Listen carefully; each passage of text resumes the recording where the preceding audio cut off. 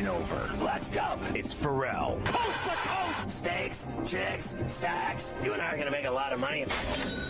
It's Ferrall. Coast to coast.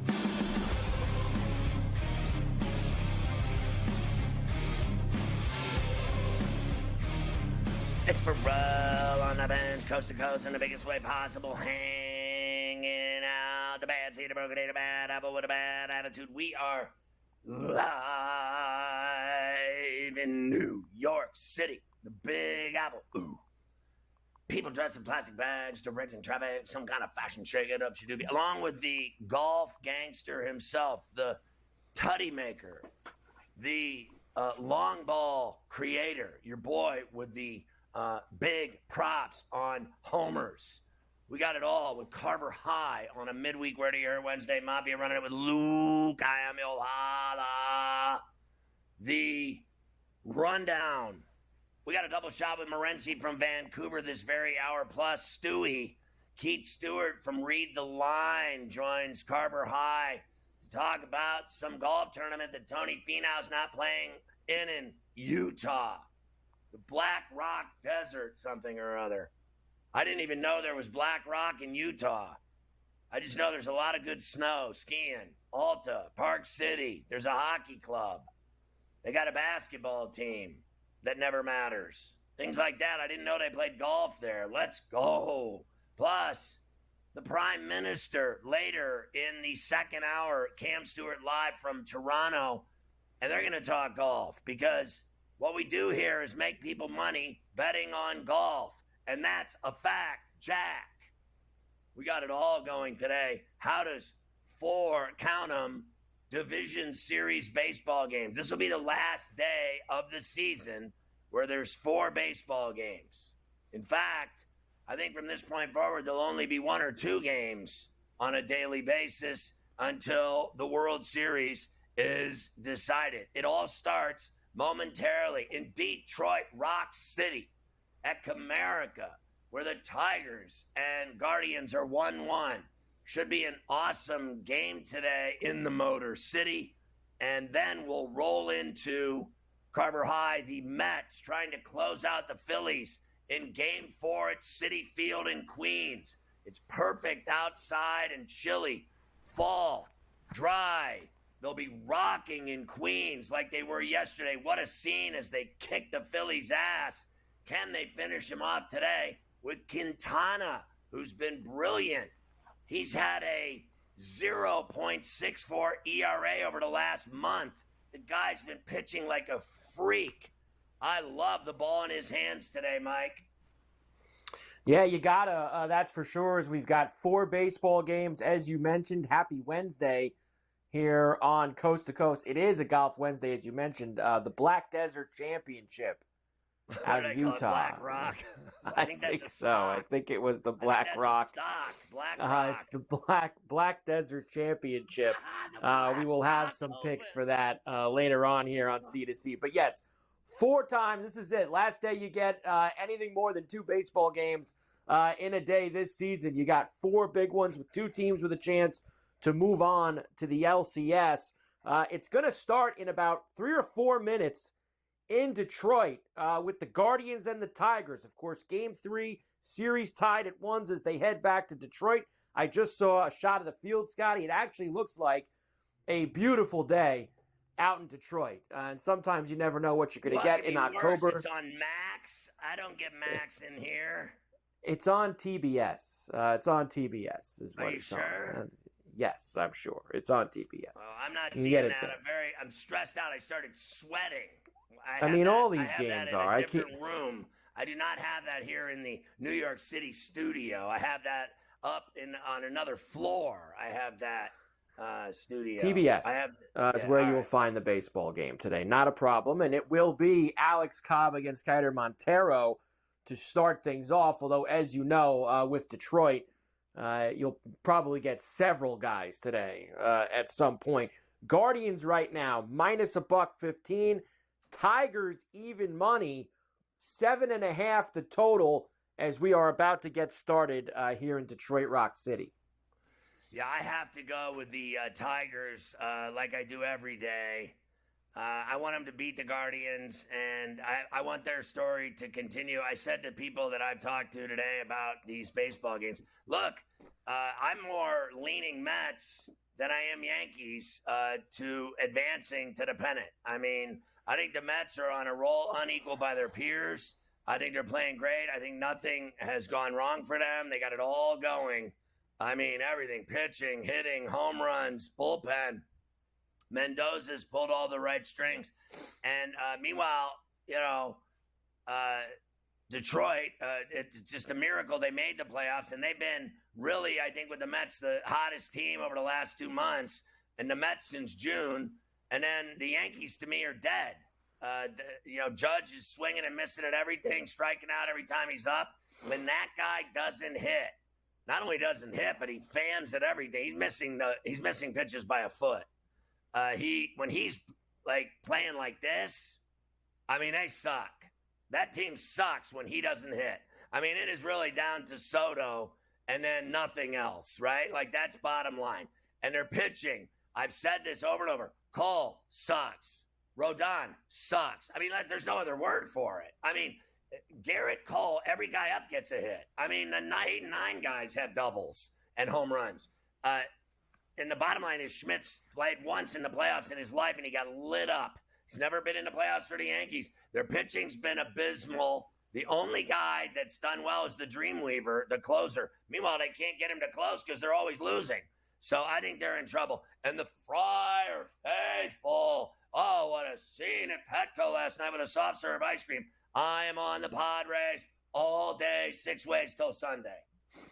Yeah, they will look to get rid of the Dodgers tonight. And the amazing thing about the Dodgers is they were the no doubt about it favorites since everyone showed up at spring training, right? No doubt about it. Dodgers spent $1 billion, Ohtani, right. Yamamoto, all these things. They are playing for their lives tonight, and they're throwing a bullpen game out there. And Robert says, he's like, yeah, we're going to throw a bullpen game. We're going to just throw guys in the bullpen and do come on. $1 billion team, and we don't have anybody to start today. You're going to throw the bullpen out there? But all these teams do it now, What's I guess. Their superstar struck out 6 straight times? Ohtani last night, obviously that spot in the 8th with Tanner Scott striking him out there. So, yeah, look, Ohtani and Judge, the 2 big superstars, have not had a good start to a couple days. And listen, this is going to become a thing, too. The teams that are playing well are the teams that played last week.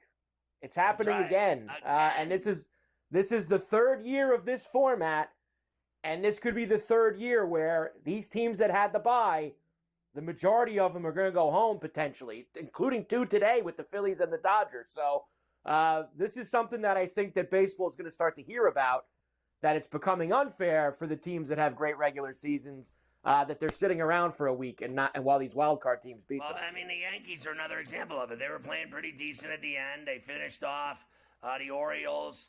They won the East. They won the bye. They won the top seed. And then they cooled off like Lake Erie. I mean, honestly, they just don't hit anymore. So you can talk all you want about how good they are. They're always favored as well to win the World Series, and they can't even sniff it. And you and I have had this conversation. It's so embarrassing that all they had to do was get through the Central. They didn't have to deal with the Astros or the Orioles. All they had to deal with was these teams that are still alive. And they're not – I mean, Kansas City's got them by the throat. Tell me you're not worried about that game tonight in Kansas City. Oh, if you're a Yankee fan, you should absolutely be worried tonight. Absolutely. But all it takes is one, right? And if they're up 2-1 and they got Cole going tomorrow – maybe you get a better Cole on the road than you can't have a worse Cole performance. Cole. None. I don't even want to hear it, Garrett Cole. I don't even want to hear it. We get him some tack. Can we get him some all the baseball, lots of football today. The Raiders are going to start O'Connell on Sunday against the Steelers. Nico Collins to the IR. We got hockey tonight. Rangers Penguins at the PPG in Pittsburgh. So a lot going on.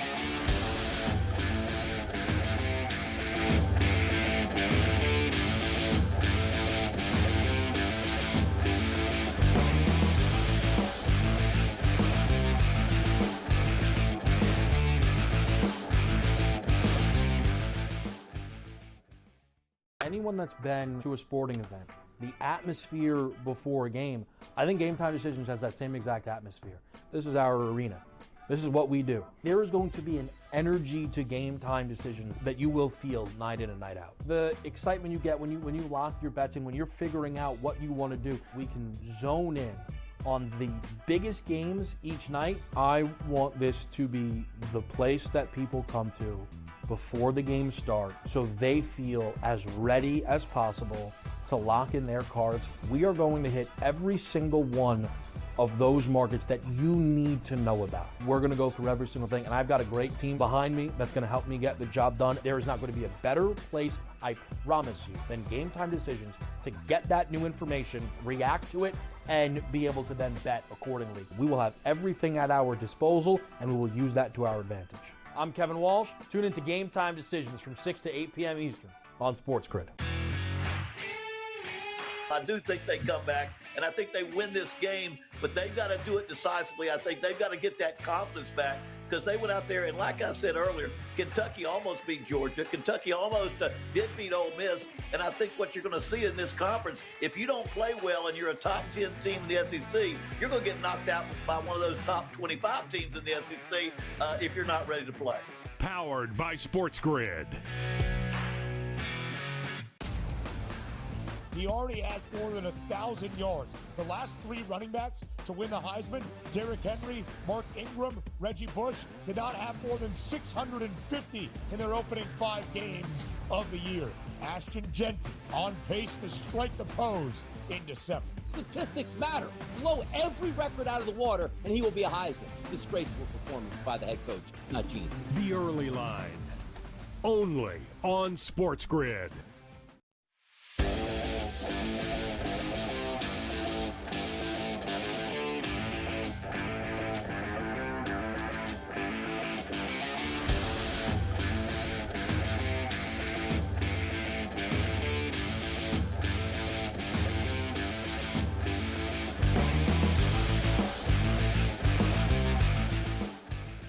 You can catch Sports Rage weeknights at 10 Eastern, 7 Pacific, along all of our outlets, all the TV stations, streaming networks, radio stations, satellite radio, Sirius Channel 159. But more importantly, you can catch them on coast to coast every day with a double shot, live from beautiful Vancouver, BC, baby, like you read about it.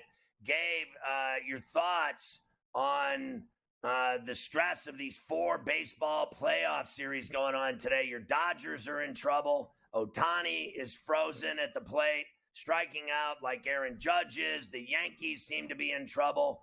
The Phillies are in trouble. And the only one that's not in trouble is this first game because they're both 1-1, and it seems like they both have a shot. Upset special so far, isn't it? These baseball playoffs have been off the hook, super entertaining.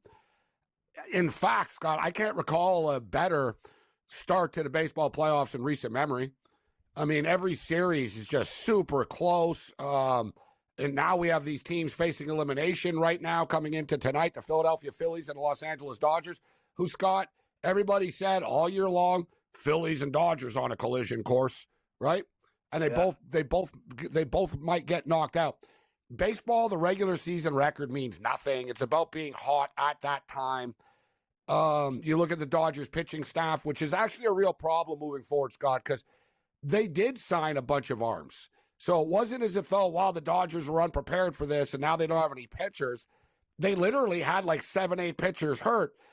Joe Madden, the former manager of the Angels, blamed the Dodgers. He basically said it's not bad luck. He goes, they've got a problem with their training regimen and what they're doing there.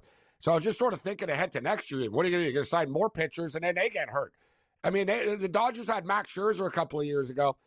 He got hurt in the playoffs.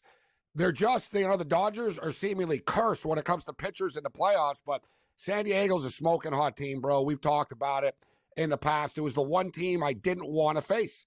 I openly said it as a Dodger fan over and over. I don't want to play San Diego, right? San Diego beat them in the playoffs before. They're not intimidated. They hate the Dodgers. The San Diego crowd gets so crazy and into it. It's like their Super Bowl, right? And World Series and championships all rolled into one. when they play the Dodgers. So a lot of emotion there. I think the Dodgers can find a way tonight. I mean, it's going to be close. Who hits more home runs? You're right. Ohtani now has to step up after Betts was 0 for 22. It's like whack-a-mole there. But a lot of fun, Scott. Like, taking the Dodger fan out of it, it's been a hell of a series. Let me ask you this. So last night, I'm sitting there watching a game. Tatis hits the 2-run shot, stares at it for 5 minutes, then runs around the bases. Then, Roberts does the interview on the dugout steps and says, we're not throwing in the towel. The very next at bat, Teoscar hits a grand slam to dead center, and it's 6-5. And I'm like, Jesus. And then, it's late in the East Coast. I'm like, I got it on in bed. I'm watching it. The next thing you know, I pass out. I wake up in the last inning. I wake up and it's 6-5 still, and I'm like, you were probably surprised. You're like, you're probably like thinking, did I hit pause? What did you think? Well, it was amazing, dude. The in-game total went all the way up to like 14.5, and it's 6-5 after 3 innings, guys. And you think, oh boy, this is going to turn into one of these 12-11 type of games. Right. This is going to be a crazy night tonight. The Dodgers had 1 runner on base, Scott, after that Teoscar Hernandez grand slam in the rest of the game. They got 1 guy on base after that. That's crazy. That's how that game changed. Just like that. And San Diego didn't do anything either for the rest of the game. It turned into like one of those. I was live on the air. I said, this is weird. For a 6-5 game, it feels like a 1-0 game. Because it was all these innings, Scott, where nothing was happening. And it was like, man, all you need is 1 run. All you need is 1 run. San Diego couldn't get another run. And the Dodgers, when the Dodgers were down 6-5, everybody started swinging for the fences. Like from the 7th, 8th, 9th, everybody was trying to be a hero and just tie the game. That's modern baseball. It wasn't like, oh, let me get on. Everybody on the Dodgers was just like swinging through it. Suarez, dude, this guy's throwing like 102 miles an hour, 101 miles an hour. Really, really hard to hit. That crowd is electric, and it's just awesome stuff. I'm not a fan that we're down right now. Listen, anything can happen tonight. I'm not waving the flag, but the Dodgers offense needs to do what San Diego does. They need to put a crooked number up early and put the pressure on San Diego.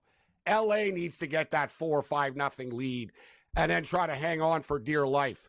If it's a close game, it's inevitable as it goes on. San Diego's going to win tonight. So Betts did get the home run early. They had the lead, but then the Padres put 6 on him. The Tigers just scored. Riley Green with an RBI single, brought in a runner from second, and they're up 1-0 with a couple of outs in the bottom of the first at Comerica. So that's happening. I got to ask you, what do you think has happened? I mean, I guess it's injuries, but I mean, no one's afraid of Buehler anymore at all. Well, two Tommy John surgeries. That's what it is, Scott. A lot of times guys who get Tommy John surgery, they come back and they're even stronger. He's had 2 of them, right? He's had 2 of them in 2 years. And the velocity is just not there. It's too bad because this guy really was like on the verge of becoming one of the best pitchers in baseball. And he's out there battling. You can see it just kills him inside. And, it's crazy, Scott, because last night, it's amazing, too. Sometimes, luck's not on your side, and it hasn't been. No excuses. But in Game 2, the Dodgers smoked the baseball, right? They hit like 6 balls to the warning track, like to the wall. Profar's robbing home runs.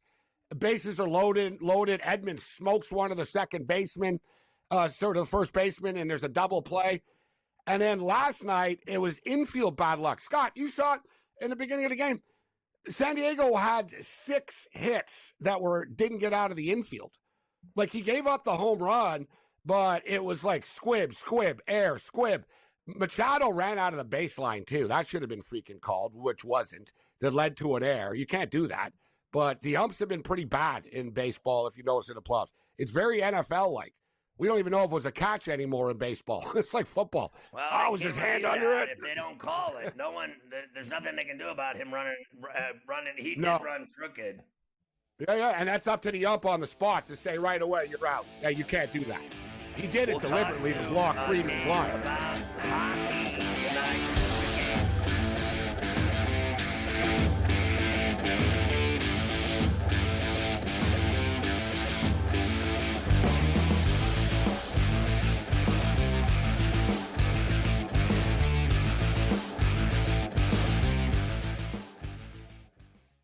anyone that's been to a sporting event, the atmosphere before a game, I think Game Time Decisions has that same exact atmosphere. This is our arena. This is what we do. There is going to be an energy to Game Time Decisions that you will feel night in and night out. The excitement you get when you lock your bets in, when you're figuring out what you want to do, we can zone in on the biggest games each night. I want this to be the place that people come to before the games start so they feel as ready as possible to lock in their cards. We are going to hit every single one of those markets that you need to know about. We're going to go through every single thing, and I've got a great team behind me that's going to help me get the job done. There is not going to be a better place, I promise you, than Game Time Decisions to get that new information, react to it, and be able to then bet accordingly. We will have everything at our disposal, and we will use that to our advantage. I'm Kevin Walsh. Tune into Game Time Decisions from 6 to 8 p.m. Eastern on SportsGrid.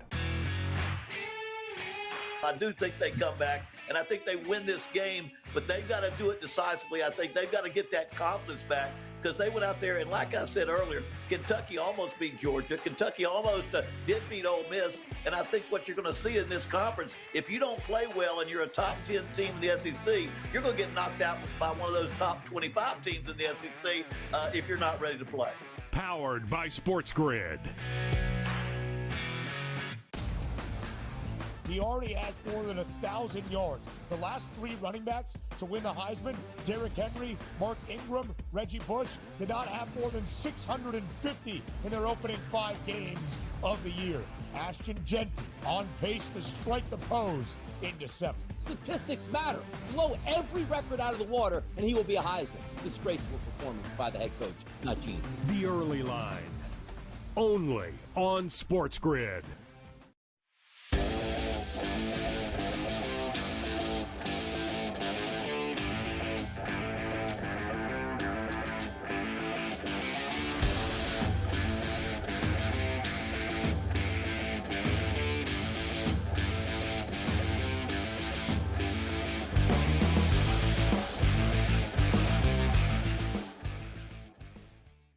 All right, Gabe, let's talk hockey. Last night, you saw some wild games. A lot of goals in the Utah Hockey Club opener in Salt Lake Shakers. And then I thought the shorties in that game in Sunrise, the Panthers Scott, hold on a second. 10 goals. You just gave him a name right there. There's your name. I love that. The Salt Lake City Shakers. That should be the hockey team's name instead of the Utah Hockey Club. You just said Salt Lake Shakers. That should be their name. You just gave it. Copyright Scott Ferrall, TM, trademark, his name. They should use it. All right. So what did you think of those games? And my name, for the record, sorry. My name, and it wasn't on their list, but I'm all kidding aside, my name for the Utah team was the Utah Storm. I thought that would have been pretty cool. Snowstorms, Utah. You know what I mean? Utah Storm. Yeah, whatever. Like they went with the Utah Hockey Club. I even liked the Yeti. I had no idea what it was, but I was like, like a Sasquatch cool sort of character. It'd be a good jersey. You put the white Sasquatch. Yeah, it's like a snowman, Sasquatch type. So, what did you think of those games last night? And then I want to ask you about the Toronto-Montreal rivalry through the years. Growing up in Montreal, what did that mean to you, and what did it mean to everybody else? You know what? It's the most overrated rivalry in modern sport. Growing up, look, the Toronto Maple Leafs haven't won a Stanley Cup since 1967. And for the most part, this is the most successful the Leafs have been recently. The Leafs get called out for being a dominant regular season team and failing in the playoffs. Dude, they used to suck in the regular season, too. Most of my life, the Leafs have sucked. The Montreal Canadiens' real rival are the Boston Bruins. That's the team that the fans hate the most. That there's it gets nasty. It used to be the Quebec Nordiques as well. The Leafs is sort of a media one. It used to be a rivalry in the original 6 days in the 50s and stuff. And you know what I mean? Right. Fine. Right. But in the modern era, it really is. It's still special. The media hypes it up. And, it's the Yankees Red Sox, bro. You know what I mean? That's what it is. It's the media loves it. It's the two media markets, French versus English. It's the old school sort of rivalry. But I'll tell you what, the Canadians have gotten the better of the Leafs, even though the Leafs have been the better team over the years recently. It's another one of these deals where it's like Auburn, Alabama. If you're going to win one game, beat the Leafs. Like the Canadian fans, they like to beat the Leafs still. It's still a little bit of a rivalry, not like it really was, but the Canadians do get up for it. Canadians are a good home team. Martin St. Louis, their head coach, is the former Tampa Bay Lightning great Hall of Famer. He's sort of, they want to win, but he's about entertaining. Like, he's like, listen, he kind of told people, we're rebuilding, but this is Montreal. We can't just be a boring hockey team. So even as we rebuild, we sort of have to entertain and score goals. And the Canadians can score goals. If they can figure out how to keep the puck out of the net, I think they could be a playoff, not a contender in the playoffs, but flirt with the playoffs to get into the playoffs. You know what I mean? Like battle to get into the playoffs type of deal this year. I still think they're a year or two away, this Habs team, but I think they are live dogs tonight, Scott, at plus 150. You like them. Now, you got other ones, too. How about the game where you are, Calgary and Vancouver? I tell you what, there's a lot of excitement about this Vancouver Canuck team this year. I was excited last year, and I knew people were sleeping on them. And last year, guys, their win total was, I think it was 91.5, 89.5, 91.5.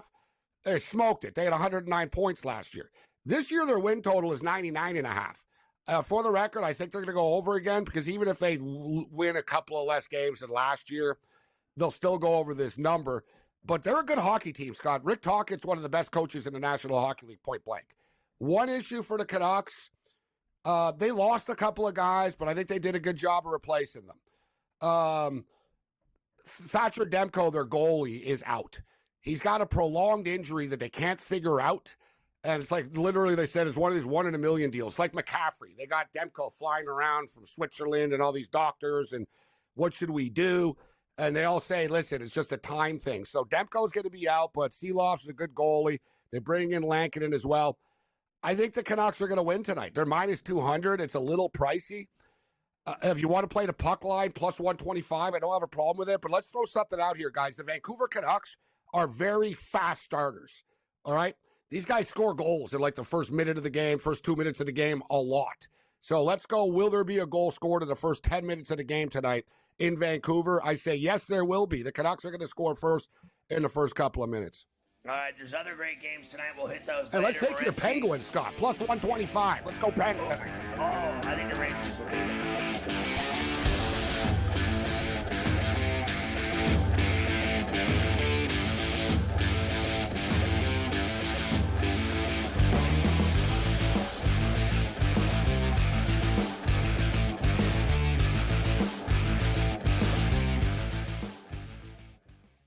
Anyone that's been to a sporting event, the atmosphere before a game, I think Game Time Decisions has that same exact atmosphere.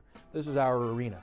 This is what we do. There is going to be an energy to Game Time Decisions that you will feel night in and night out. The excitement you get when you lock your bets in, when you're figuring out what you want to do, we can zone in on the biggest games each night. I want this to be the place that people come to before the games start so they feel as ready as possible to lock in their cards. We are going to hit every single one of those markets that you need to know about. We're going to go through every single thing, and I've got a great team behind me that's going to help me get the job done. There is not going to be a better place, I promise you, than Game Time Decisions to get that new information, react to it, and be able to then bet accordingly. We will have everything at our disposal, and we will use that to our advantage. I'm Kevin Walsh. Tune into Game Time Decisions from 6 to 8 p.m. Eastern on SportsGrid. I do think they come back, and I think they win this game, but they've got to do it decisively. I think they've got to get that confidence back because they went out there, and like I said earlier, Kentucky almost beat Georgia. Kentucky almost did beat Ole Miss, and I think what you're going to see in this conference, if you don't play well and you're a top 10 team in the SEC, you're going to get knocked out by one of those top 25 teams in the SEC if you're not ready to play. Powered by SportsGrid. He already has more than 1,000 yards. The last three running backs to win the Heisman, Derrick Henry, Mark Ingram, Reggie Bush, did not have more than 650 in their opening 5 games of the year. Ashton Genty on pace to strike the pose in December. Statistics matter. Blow every record out of the water, and he will be a Heisman. Disgraceful performance by the head coach, not Gene. The early line. only on SportsGrid.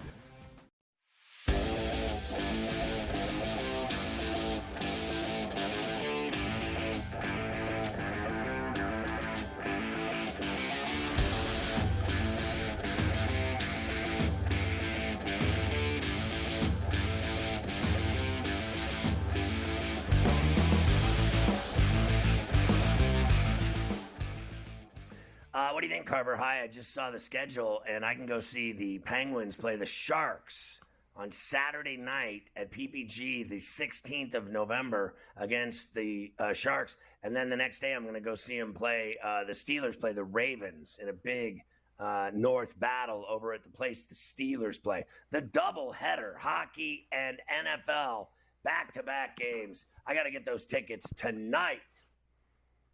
Yeah, you don't want to miss out on that. Make sure you work on it because obviously if that's a football weekend, people are going to have the same idea as you. They're coming into town. They're going to go to the Penguin game, go see the Sharks. So make it a double dip. Lady on the take, the lady that bothers me for season tickets. She knows me my whole life, and I'm going to call her, and I'm going to get tickets, and that'll be the end of it. And then I get good seats down low by the glass, and that'll be the end of it. Nobody wants to pay $200 a pop to see them play, but I do. Why not? You only go there a couple times. You might as well make it happen while you're there. By the way, Carver High, I've canceled plans to go on the Giants Monday night game. I was given a bill of goods last night for flights and hotels and where the hotel is and everything else, and it was just exorbitant. And I said, it's just not worth it. That's a lousy deal. That's a ripoff. I'm getting shafted. I'm not doing it. So I canceled that trip, too. I'll be selling the Jets and Giant tickets. You'd rather go to the Raven game anyway. Raven game is going to be a huge game. Always good when they get together. 1-0 Tigers. The Guardians do have some runners on base. First and third, 2 out here with Bo Naylor up at the plate. Herder's on for the Tigers. So Montero went the first inning. Herder's in here in the second inning as the Tigers are going to do one of their long bullpen games. Oh, but that's really? That's not. No, it's caught. They're out of it. Caught. Out of the inning. So there you go. Unscathed as they go to the bottom of the second, still 1-0 there. The second game of the day will start just after 5 o'clock East between the Phillies and the Mets at Citi Field as the Mets will look to advance to the NLCS for the first time since 2015. Let me give you a couple things from yesterday first. Of course, they win 7-2. We were on for this, but this got the Mets started. Pete Alonso, who not he's starting to hit some homers, Scotty, and they're all going opposite field. Little Oppo Taco for the Polar Bear on Mets Radio 880. And he's had success against Nola before. First pitch on the way. Hit high in the air to right field, pretty deep. Castellanos back at the track, at the wall, and is gone! He hit it off the facing of the second deck, the Coca-Cola corner. Another opposite field home run for Pete Alonso. The Mets are leading by a score of 1-0. Howie thought it was down in the first row. It was up the upper deck off the facade. It was a bomb, and so was Winkers. Yeah, the Wink Man, he really tore into one. Unfortunately, the call for the Wink Man homer was not as good. Howie wasn't on the call for the Wink Man homer, so not as good there for the Met Radio yesterday. What an outing for Sean Manaea, who pitched into the 8th inning, Scotty, and then, of course, said afterwards that his aunt had passed away earlier in the day. Really, we haven't seen many pitchers go deep in these playoff games. Honestly, what Manaea did for the Mets yesterday, also considering how much they've used their pen over the last 2 weeks, that was much needed. What a performance by him. He was incredible. I thought the difference for him is really that arm angle he throws at.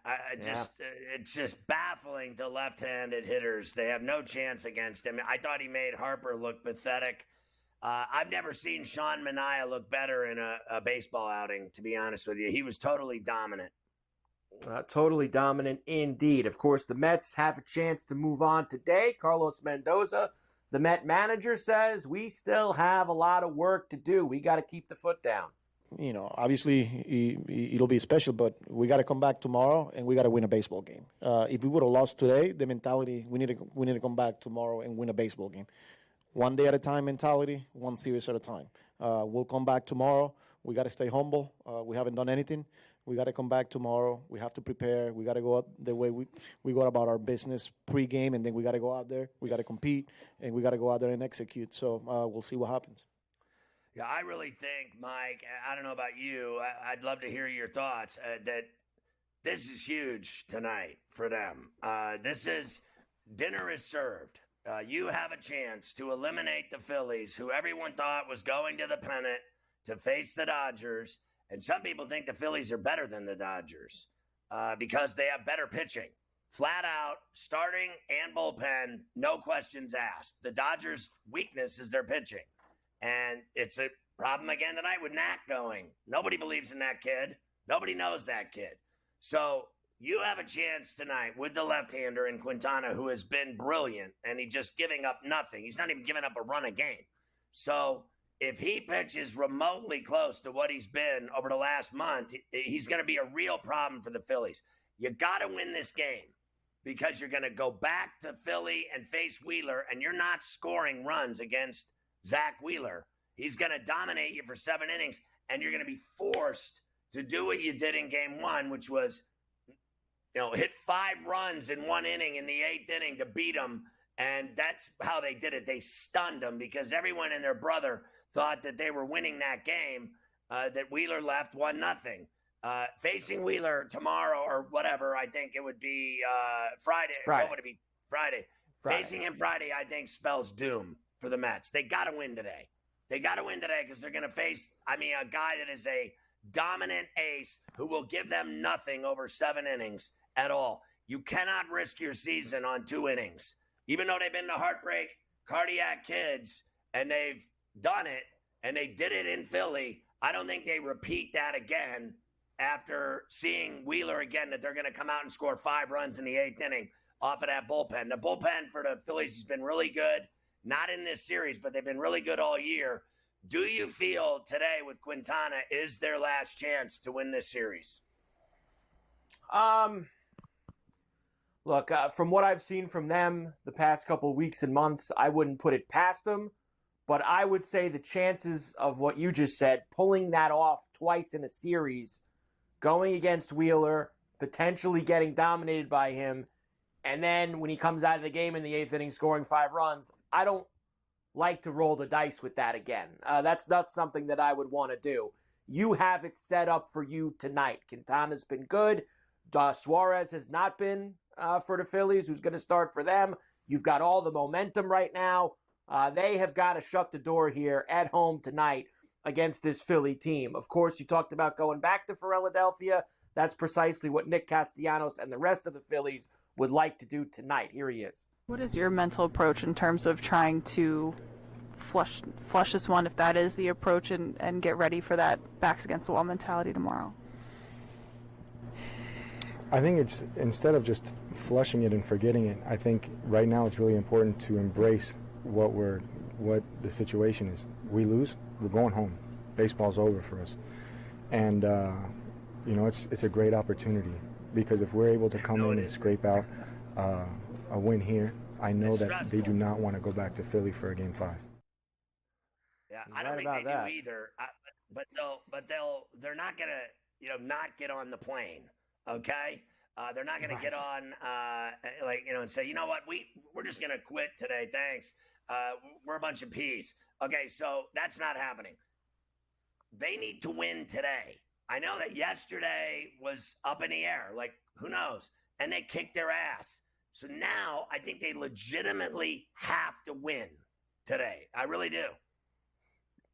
I'm with you, no doubt. We will come back. Actually, I'll do Keith with the Black Desert, and then after that, I'll give you all the numbers for tonight. The Black Rock. And as I have been doing, I will give you some of the matchup numbers. But once again, just like yesterday, both teams have some pretty good numbers against these starting pitchers. We did get that over. It took a little while, but we got that over in the Met-Philly game. We just needed those bullpens to get in there, but we got it.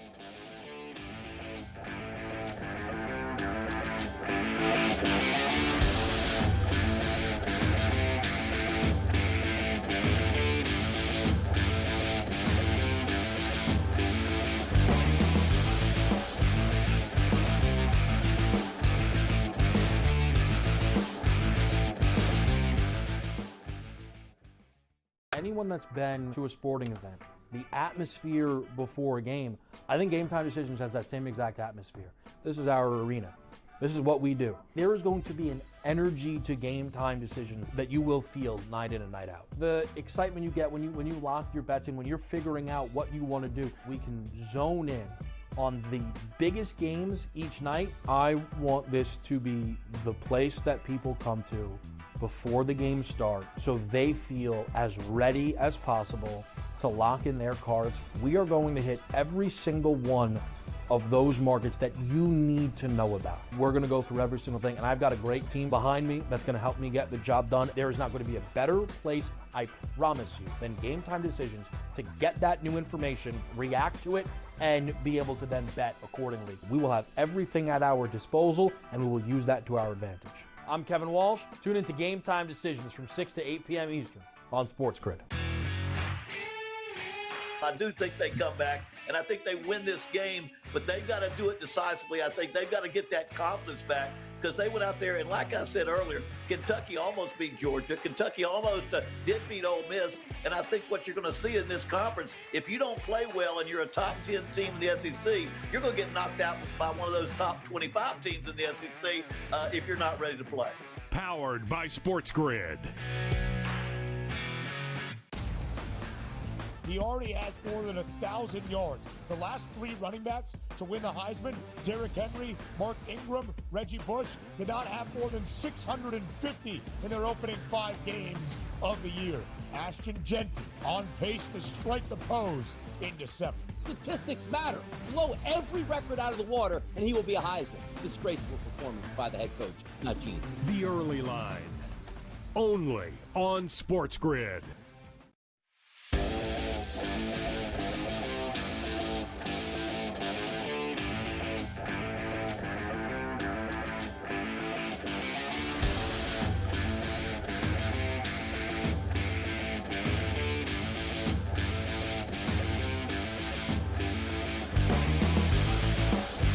And we are back from coast to coast here on a Wednesday. That's right, a Golf Wednesday. The swing season rolls on here on Coast to Coast. And we flip the order today. Normally, Cam goes first. We get a whole bunch of picks in, and then Keith comes in and gives you the picks. Not today.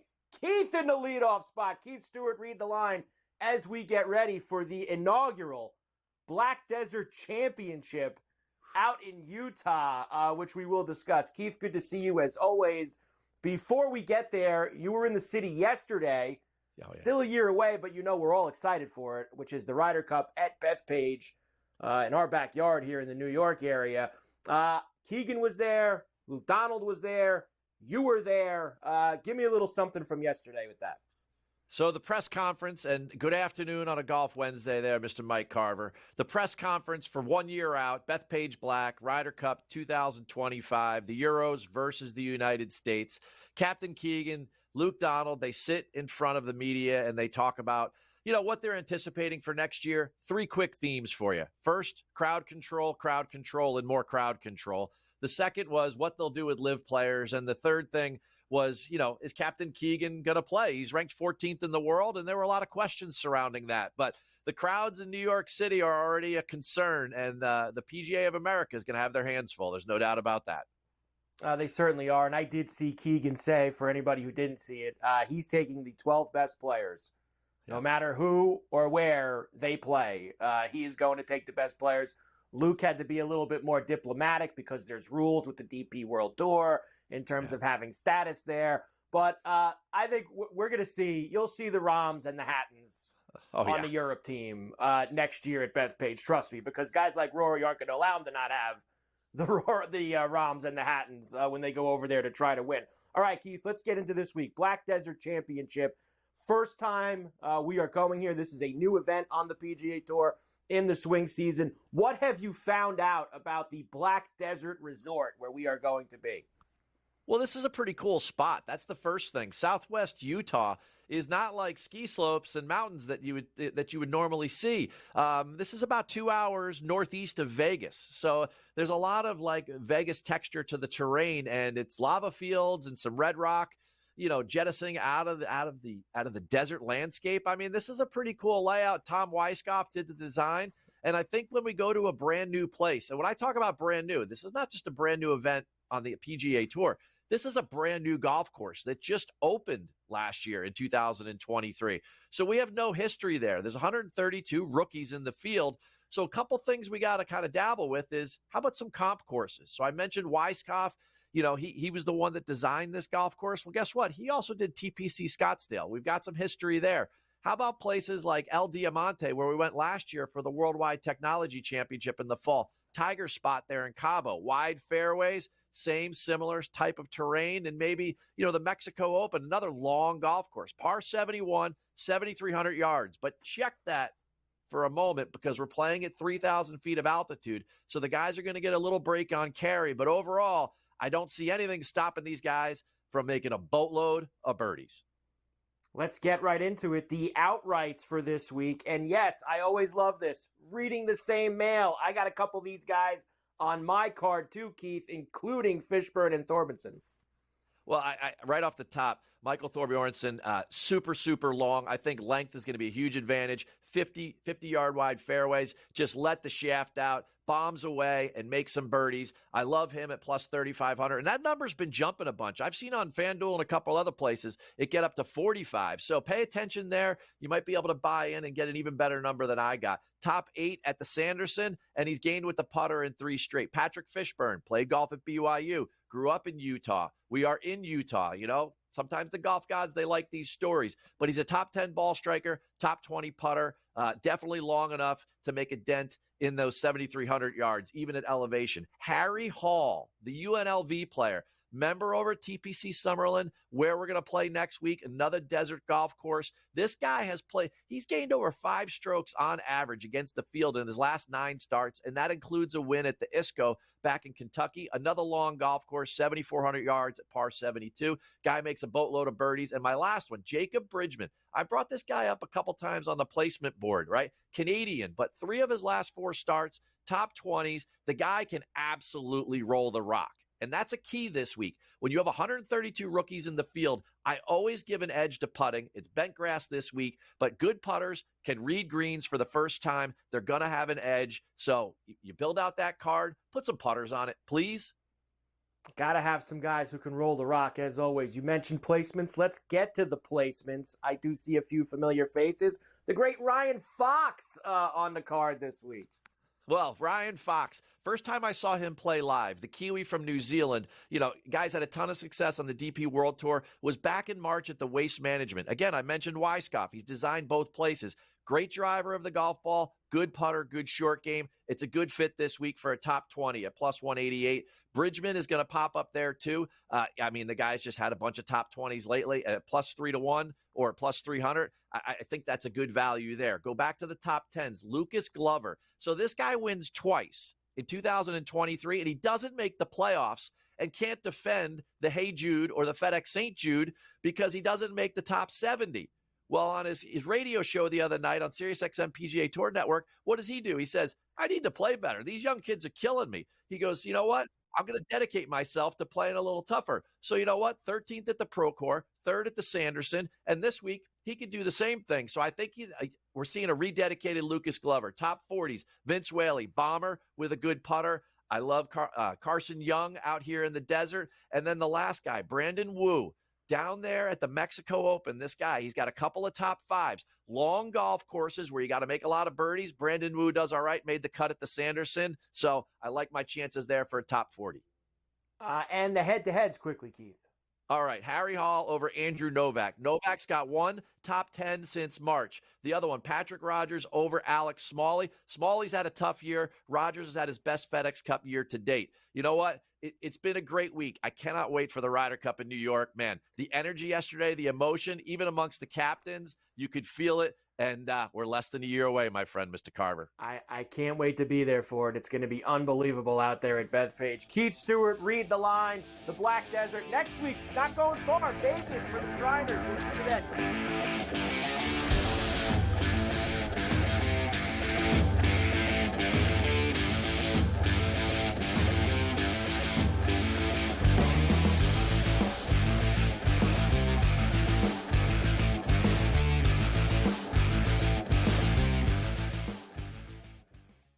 anyone that's been to a sporting event, the atmosphere before a game, I think Game Time Decisions has that same exact atmosphere.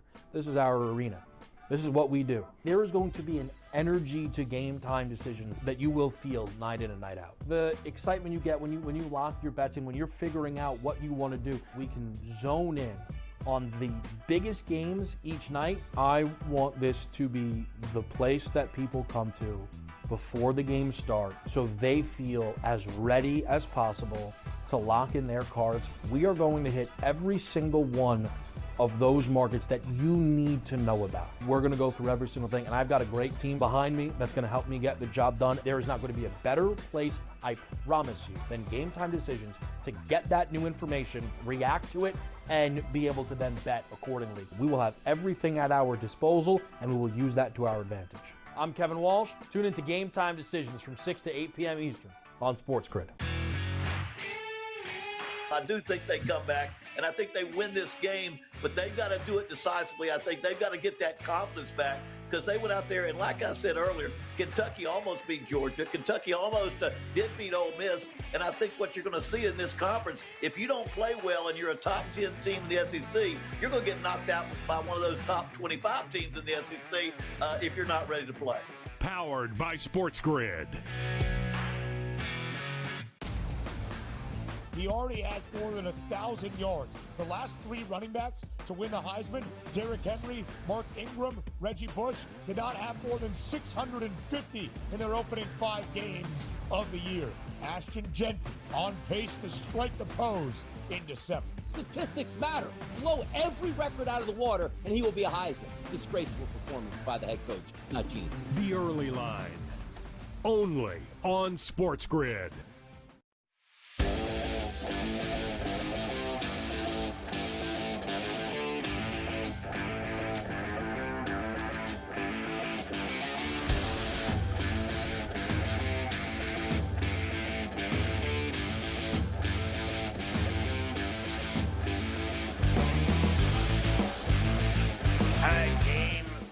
At Citi Field in about an hour and 10 minutes, roughly, or thereabouts, in Queens. Phillies and Mets. Quintana against Suarez. It should be awesome. Yep, it should be. Ranger Danger going for the Phillies. Of course, Quintana was excellent last week in Milwaukee against the Brewers. Mets looking to close it out. Mets favored now, Scotty, minus $1.20. Even money for the Phillies. 7.5 is the total. I thought it was light yesterday. I actually think it might be a little light again today. I think that for the 4th time in this series, we can get this over between the Mets and the Phillies. I think the Mets are going to score runs on Ranger Danger. So you think that he'll have problems in Queens as opposed to the way he pitches in the bank? I think he'll have problems at Queens, and the other reason why I think there might be an over tonight, and look, I think we both know the Mets need to win this game today. I don't know if they're going to get as much length out of Quintana as they got out of Minaya last night. So even if Quintana pitches well, I don't think it's more than 5 or 6 innings. And that's a lot of outs for the Met bullpen to get. And I know they got Diaz a little rested. It's not like Diaz has been completely shut down.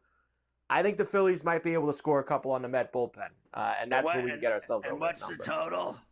7.5. 7 and a hook. Wow, I don't know. These two guys, you're probably right. You're probably right, but these two guys are just tough customers. Yeah. But look, the Mets are so hot hitting. How can I be afraid of Suarez? Honestly, they've teed off on everyone except Wheeler. They teed off on Nola. I mean, I didn't see that coming either. I like the Mets. Let's roll with the over and the Mets. It's now or never for the Mets, and I hope Quintana can get into like 6 and 2/3. I think would be huge if he can get into the 7th inning, at least an out or two. I think that would be huge. He has been absolutely brilliant for them.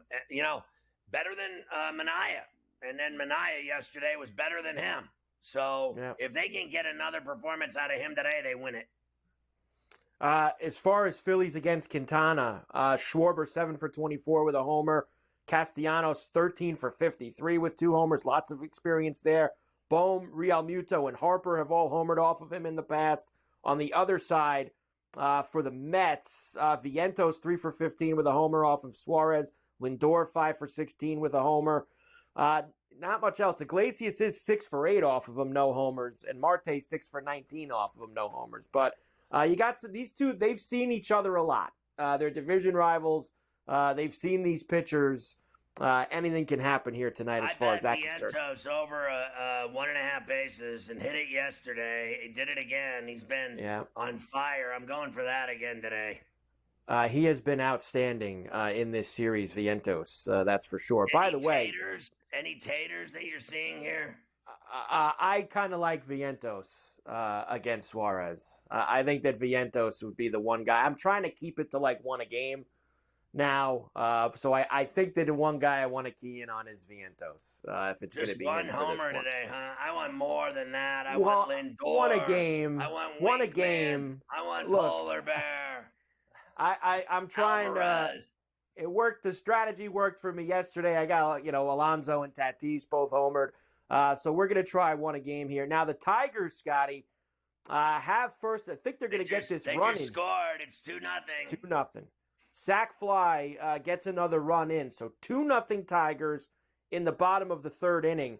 And listen, they're going nuts in Detroit, Scotty. They're waving the towels. All the afternoon sunshine, beer-drinking Tiger fans getting involved out at Comerica. What a scene it is there today. So nice job, Detroit, up 2-0. All right, we will come back, and we still have 2 other games that we have to get into tonight. We have the Yankees and the Royals, Game 3 in Kansas City. Dodgers and Padres. Dodgers, like the Phillies, on the brink tonight. Can they keep their season alive against the Padres, who look very, very good right now? That's for sure. Well, look, Knack, I'm not afraid of him. I'm not afraid of their bullpen. I think they have pitching problems. They give up too many hits. They give up too many runs. They give up too many home runs. And they're at Petco. All of these things spell disaster for the Dodgers to me. I think Dylan Cease can give them a good game tonight, and the bats will do the rest. The Friar faithful are going to go to the panic.